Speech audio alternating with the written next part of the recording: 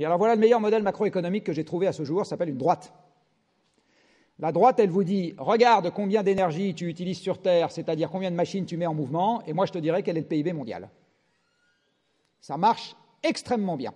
Alors, je n'ai pas le temps ce matin, mais j'ai quelques articles disponibles sur mon site sur lesquels je fais des monographies sur certains pays, et j'en ai fait une sur l'Italie il y a un an.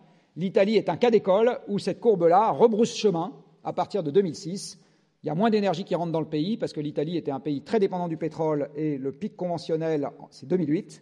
Donc l'Italie voit son approvisionnement en pétrole se casser la gueule, pas parce qu'elle l'a choisi, parce qu'elle le subit. C'est exactement la même chose pour la Grèce et pour le Portugal et pour l'Espagne, soit dit en passant. Et à ce moment, le PIB italien rebrousse chemin, quoi que puissent penser les lecteurs italiens. D'accord ? Quoi que puissent penser les lecteurs italiens. Et c'est exactement ce qui nous pend au nez dans tout le reste de l'Europe. C'est exactement ce qui nous pend au nez dans tout le reste de l'Europe. Alors, cet asservissement, il marche non seulement en valeur absolue, mais en variation. Ici, vous avez la variation de l'approvisionnement énergétique dans le monde en vert et la variation du PIB mondial en bleu. Vous voyez que ça marche extrêmement bien.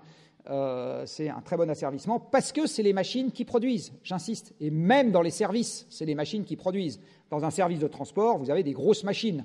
La SNCF, c'est le premier consommateur d'électricité de France. Dans les services dits à la personne, vous avez de l'énergie. Vous n'allez pas chez la personne sans une voiture. Vous ne lui amenez pas ses repas sans des usines pour produire les repas, les mettre sous plastique, etc. Et faire, comme je l'ai vu l'autre jour, là, des œufs au plat sous plastique. C'est quand même merveilleux. Donc, aucun service ne fonctionne sans des machines. Aucun. Vous allez au restaurant, c'est un service, il y a des machines partout. Il y a des machines qui s'appellent les camions qui ont amené la nourriture, il y a des machines qui s'appellent les tracteurs qui l'ont produite, il y a des machines qui s'appellent les cuisines qui vous les chauffent, etc. Vous avez des machines qui s'appellent des hachoirs qui vous les... Des machines partout.